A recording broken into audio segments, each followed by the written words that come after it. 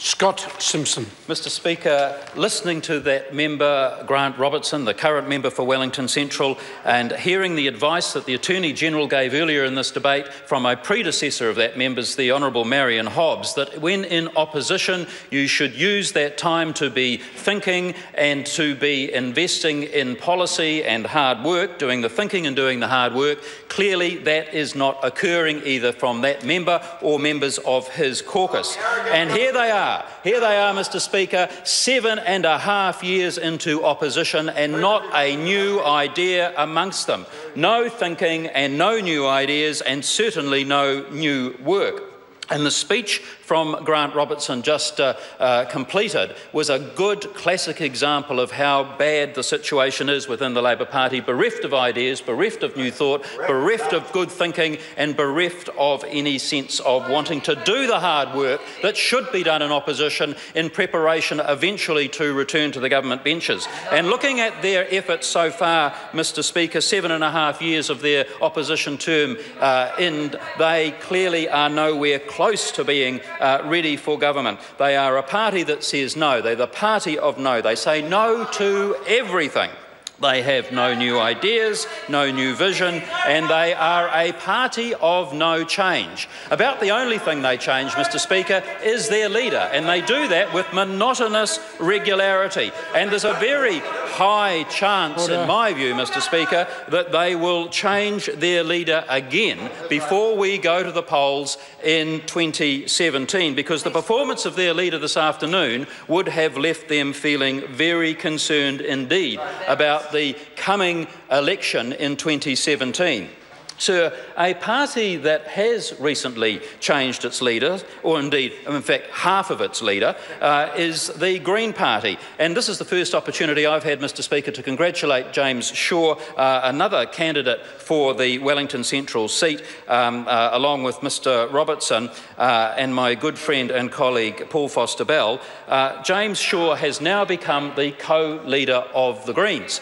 And one would have you think, Mr Speaker, that all is happiness and the Morris dancing is danced with vigour and that the singing of Kumbaya is all happy and loud, but actually, Mr Speaker, we know it is not, because it was a tightly fought contest. It was a tightly fought contest. The protagonists all said it was a tightly fought contest, and I have to say that most pundits expected the hard-working and diligent Kevin Haigh to actually win that election. And that he didn't was cause for considerable surprise amongst the political commentariat. I think those who follow politics were genuinely surprised that James Shaw came through in the end. And the Greens, sir, have a system of electing their co-leader where each of their branches elects a delegate, and the delegates then go and vote by secret ballot at their AGM, and a winner emerges. And, sir, I know that all is not well in the Green Party when members, active members, members of long standing in the Coromandel Green organisation come to me, go out of their way to come and tell me how unhappy they are with the decision that has been made and how disappointed they are.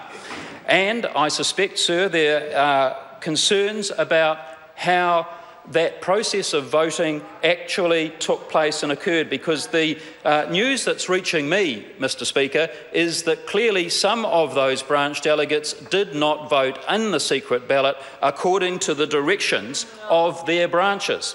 And that would account, sir, for the surprise result that occurred in terms of the co-leadership of the Greens. Now, I'm not one to get too concerned about the internal machinations and the democracy of the Green Party, but it strikes me as fundamental, sir, that if the branches give a direction to their delegates on how to vote, and then those delegates do not vote as they have been instructed, then that causes great concern amongst the rank and file of the Green Party. So, sir, we are part of a government on this side of the House that has a plan that's working, and unlike members of the opposition on both the Labor Party and the Green Party, we have a functional leadership, we have a functional organisational caucus, and we have new ideas and new plans, and the plan is working, Mr Speaker. Well said.